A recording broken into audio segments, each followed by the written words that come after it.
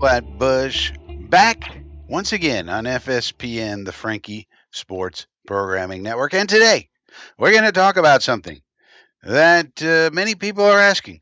What about this Tanner Engstrand person? And what type of offense are we going to run? And what's going to happen with the Jets offense and this and that and the other thing? Well, guess what? Old Frankie is here to help. But before we get into this, I'm going to ask you to please click like on this video. And if you're feeling generous, please subscribe to the channel. We'd appreciate it very much. Now, in football, as opposed to other sports, you may know or not know that the lineup, the people playing the game, can change on every single play. What are you talking about, Frankie? All right, let's go to the internet, shall we? Let's check out a little. Let's diagram a few plays. What do we got here, Frankie? Well, this particular play, we got 11 personnel in. We got our 5 linemen. We got our 1 tight end over here in orange. We got our 3 wide receivers in red. We got a running back in here. This is 11 personnel. I got 1 running back and 1 tight end, and so this is 11 personnel. So if the offense brings 11 personnel, the defense will typically respond with what? Nickel, meaning if they're a 4-3 defense, they're going to put a little nickel corner in here, okay, to cover this guy. They're going to have another cornerback over here. They're going to have 3 cornerbacks in here, and maybe a safety drops down to cover old tight end man over here, and so forth and so on. And so if they're a 4-3, they'll go to a 4-2-5. That's called nickel because you got 5 defensive backs. Don't forget you got your safeties back here, okay, hanging out and doing whatever they're doing. Now, when you have 11 personnel, it is anticipated you're going to throw the ball. This is light. This is considered a light package because you've got 3 wide receivers in here instead of 2 tight ends. If we take this guy out of here and we bring in another tight end, now we're in 12 personnel. I got my 1 running back here, and I got 2 tight ends. So this is considered a heavy personnel. So now we don't want a little cornerback here, a nickel corner. No, we want a backer, a linebacker in here, because we're probably going to run the ball. With 12 personnel, it is anticipated that you are going to run the ball. This is heavy personnel. You're bringing in another blocker so you can block these mofos and get this guy out, boom, boom, boom, like that. Okay, so and that changes every single play. If the offense makes a change in personnel, then the defense can sub also. That's how it works in football. Okay, what does this have to do with anything, Frankie? Well, the Jets happen to have on their roster 2 players who are kind of interchangeable in a way. What are you talking about? Let's take a look at something. Let's look at this gentleman that we have on our team. His name is Stone Smartt. We picked him up from the Chargers. Here he is right down here. He's number 84.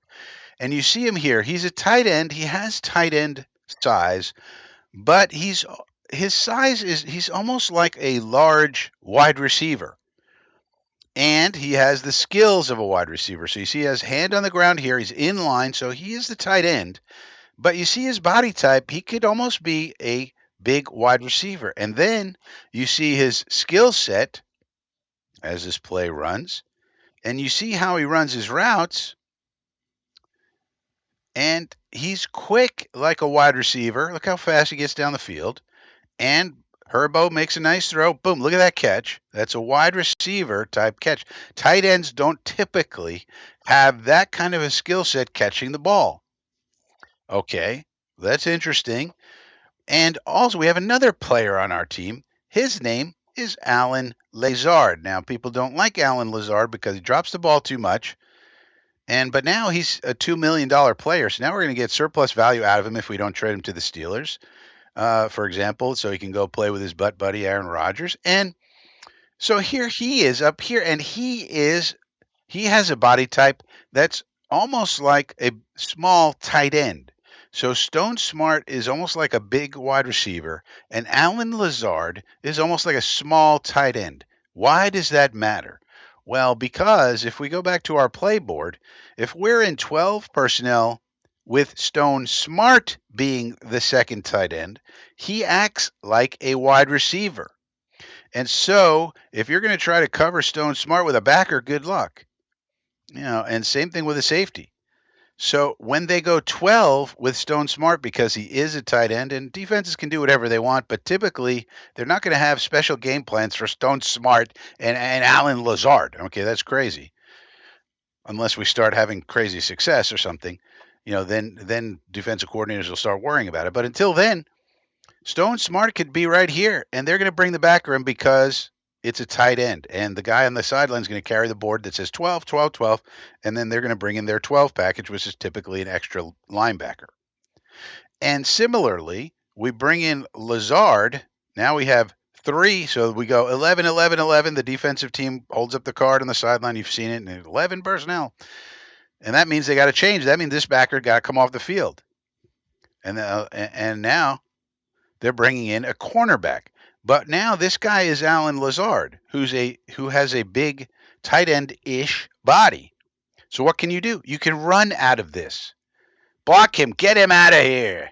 And here comes Breece Hall. I don't know about these routes. But that's the idea. You can see. We can use these two players to trick the defense in that Stone Smartt can be brought in and they bring in their heavy package, then we throw out of it. We bring in Lazard as the third wide receiver. They bring in their light package and we run out of that. So that is just one very simple way that AG and Tanner Engstrand may be trying to utilize these players that we've acquired and kept in the offense. Let me know what you think about all this in the comment section down below. And as I said earlier, please subscribe to the channel. And if you don't want to even subscribe, just give me a thumbs up. Why not? Try it out. And also the members situation. You can subscribe to the channel. That way, give a few bucks a month for old Frankie so I don't starve to death. Okay. See you next time.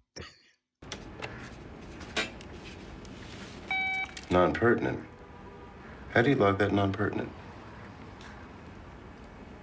No drug talk? They use codes to hide their patron phone numbers. And when someone does use a phone, they don't use names. And if someone does use a name, he's reminded not to. All of that is valuable evidence. Of what? Conspiracy. Conspiracy? We're building something here, Detective. We're building it from scratch. All the pieces matter.